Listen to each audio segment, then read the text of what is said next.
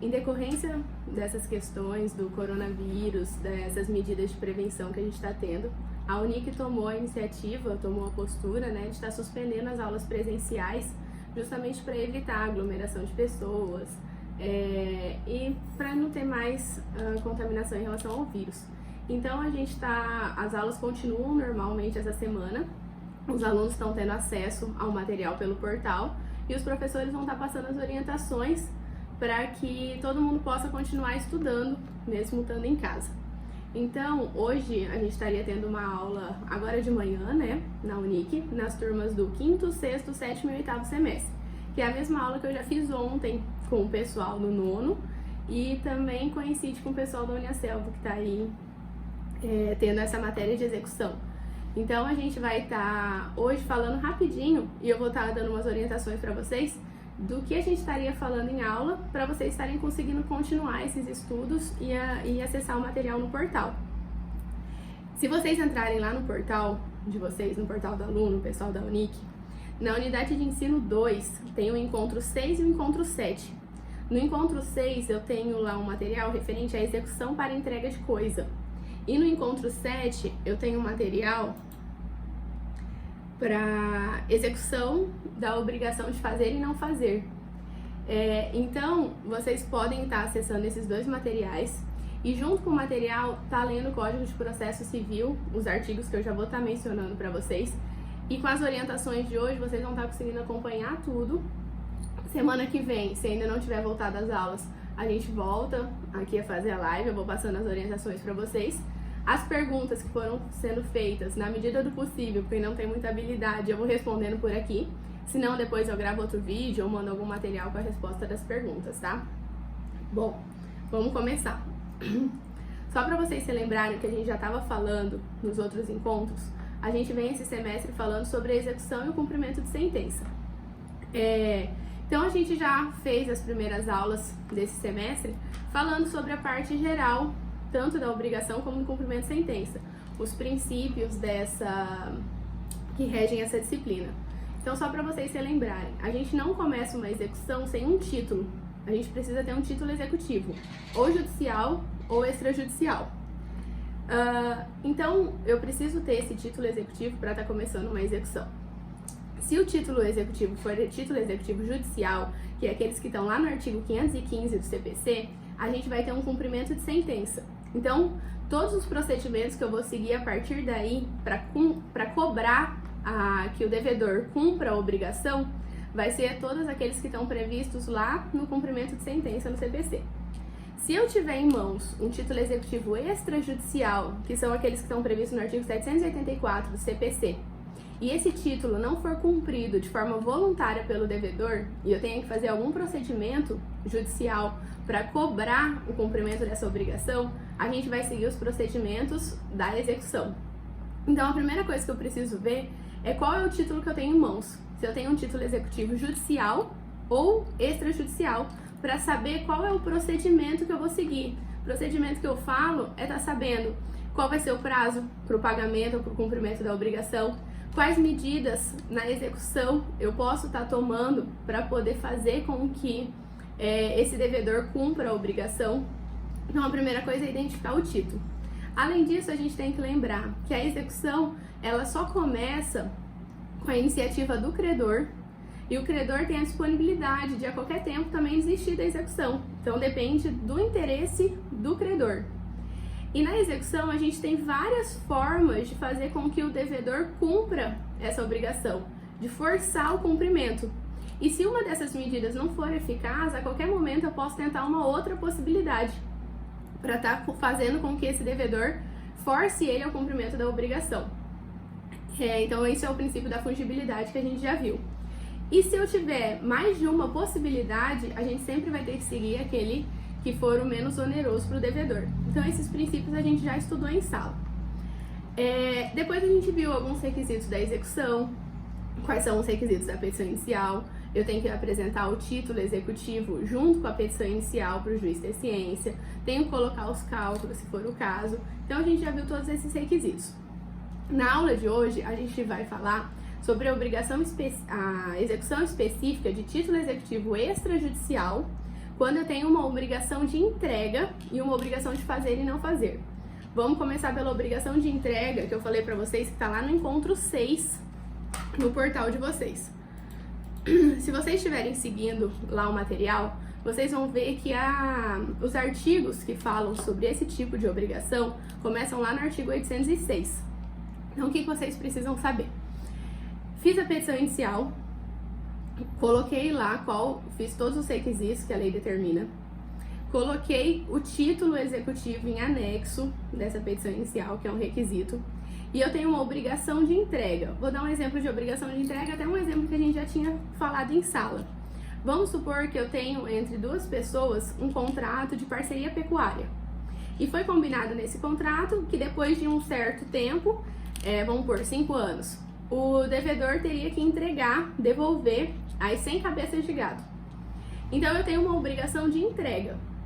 E vamos colocar aqui uma obrigação de entrega de coisa certa. É especificado quais são essas 100 cabeças de gado, em raça, arroba, então eu tenho tudo certinho. Passaram esses 5 anos, o devedor não cumpre de forma voluntária a obrigação. Então o credor, a opção que ele tem é ingressar com essa ação de execução, apresentando o título executivo extrajudicial para o juiz, para fazer com que medidas sejam tomadas para forçar o cumprimento dessa obrigação. Então, depois que ingressa com a ação judicial, o juiz vai ver se todos os requisitos da execução foram preenchidos. Estando tudo ok, a gente vai dar início ao processo de execução. O juiz vai mandar citar o devedor e nessa ordem de citação, ele já vai determinar que o devedor faça a entrega da coisa no prazo de 15 dias. Então, no mesmo mandado que o juiz determina a citação do devedor, ele já determina que o devedor entregue a coisa no prazo de 15 dias. Então, isso já é fixado por lei. Eu já tenho esse prazo fixado por lei. Nesse mesmo despacho inicial, o juiz já pode vincular o cumprimento da obrigação a uma multa pelo não cumprimento. Essa multa, que é determinada quando é uma obrigação de entrega, é uma multa que não é uma penalidade ainda para o devedor que não cumpriu a obrigação. Mas ela tem a função de fazer com que o devedor pense assim, é melhor eu cumprir a obrigação do que ter que pagar a multa. Então o juiz pode fixar uma multa diária, vamos supor, de R$500. Você tem 15 dias para fazer a entrega da coisa, senão a cada dia de atraso você vai ter que pagar uma multa de R$500.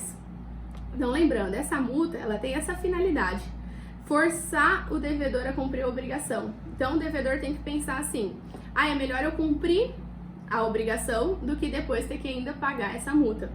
E essa multa, a gente não tem na lei um valor específico de quanto seria essa multa. O juiz tem que analisar, pelo princípio da proporcionalidade, da razoabilidade, qual seria um valor que faria essa função de obrigar o devedor ao cumprimento da obrigação. Então ele tem que ver qual é a obrigação, qual que é o valor da causa, quem são as partes que estão envolvidas, quem é o credor, quem que é o devedor, porque não adianta nada ele colocar uma multa, vamos supor, de R$50, quando a gente se fala de um devedor, vamos pensar numa empresa, numa multinacional, então essa multa não vai fazer efeito, não vai fazer com que a pessoa cumpra a obrigação. Então a multa tem que ser um valor razoável, um valor plausível, que faça com que o devedor tenha esse sentimento de que é melhor ele cumprir a obrigação do que depois ter que pagar a multa. E essa multa, a qualquer momento, ela pode ser majorada ou até reduzida pelo juiz quando vê que ela não está tendo essa eficácia, quando não está tendo esse efeito de fazer com que o devedor cumpra a obrigação. Então, nesse despacho inicial, o juiz já vai expedir a ordem de citação, já vai ter a ordem de pagamento, de entrega no prazo de 15 dias, e ele já pode fixar junto essa multa pela não entrega no prazo determinado. Passado esse prazo, se a obrigação não for entregue, eu já vou ter também a possibilidade de já ter feito o requerimento de busca e apreensão ou emissão na posse. Qual que é a diferença? A busca e apreensão é quando a gente tem alguma coisa que é móvel, e a emissão na posse é quando a entrega dessa coisa é uma coisa imóvel. Então, no mesmo mandado inicial que o juiz determinou a citação, ele determina o prazo dos 15 dias para a entrega, ele pode fixar uma multa pelo não cumprimento e ele já pode dar a mesma ordem de busca e apreensão ou emissão na posse caso a coisa não seja entregue no prazo. Então não vai precisar de uma outra decisão do juiz. No mesmo mandado inicial eu já tenho toda essa ordem. Se o oficial de justiça está com o mandado em mãos, se a obrigação não foi cumprida no prazo de 15 dias, a gente já pode seguir em diante e fazer a busca e apreensão ou a emissão na posse. Então eu já tenho tudo isso no mandado na ordem inicial. Depois disso, se vocês forem seguindo lá o conteúdo e os artigos do CPC, a gente vai ver que se a obrigação ela for entregue, eu vou ter que ter um termo de cumprimento dessa obrigação para poder certificar que a obrigação foi entregue e, lógico, ter a extinção da execução. Mas pode ser que a obrigação tenha sido entregue de forma parcial, que tenha tido algum prejuízo por deterioração da coisa, ou que a coisa tinha frutos e ela não foi entregue. Se acontecer alguma coisa desse tipo, isso vai ser certificado e a obrigação pode continuar em relação aos frutos e prejuízos. Não tem problema. Vai ser, se for preciso, é feita uma liquidação para apurar esse valor, o que ficou de fruto ou prejuízo. Feita essa liquidação, a obrigação continua, só que ela continua agora no procedimento de obrigação de pagar quantia. Então, no momento que for convertido essa obrigação de entrega em obrigação de pagar quantia, a gente continua o procedimento, só que continua o procedimento com as regras da obrigação de pagar quantia, que a gente vai ver na próxima aula da semana que vem, tá? Então é basicamente isso. Vocês vão olhar ali o material que eu passei pra vocês e vão estar olhando também o CPC junto, acompanhando. Então é isso que fala nessa parte da obrigação de entrega. O que eu preciso saber? Que o devedor vai ter o prazo de 15 dias para efetivar a entrega da coisa. Ele pode sofrer uma multa pelo não cumprimento da obrigação no prazo. Lembrando que essa multa ela tem que ter essa ideia de fazer com que o devedor tenha a vontade de cumprir a obrigação. E ela pode ser um valor pode ser majorado ou reduzido a qualquer momento, se ela não estiver cumprindo, tendo esse efeito. Na mesma ordem, na mesma citação, o juiz já expede uma ordem de busca e apreensão ou de emissão na posse, caso a obrigação não seja entregue no prazo dos 15 dias. E depois de feito o cumprimento da obrigação, a gente faz um termo de cumprimento nos próprios autos para a obrigação ser extinta. Se ficar alguns frutos ou prejuízos ainda pendente, essa execução pode continuar nos mesmos autos. E se for necessário, faz uma liquidação, apura o valor que ficou pendente e continua a execução no procedimento de pagar quantia. E se porventura não conseguir satisfazer a obrigação da entrega do modo que foi pactuado, quando já não for mais do interesse do devedor ou não for mais possível ser realizada, essa obrigação ela pode ser convertida em valor pelo procedimento de liquidação e aí a gente continua a execução pelo procedimento de pagar quantia que a gente vai ver na próxima aula. Tá? Se vocês continuarem ainda olhando o material, depois eu falo qual é a diferença da obrigação quando é da entrega de coisa incerta. O que é coisa incerta? É quando ela só é determinada por gênero e quantidade. Eu não tenho a especificação. Vamos supor que essas 100 cabeças de gado não falasse a raça, o peso de cada cabeça de gado. Então eu não tenho a especificação daquela coisa certa. Eu só tenho por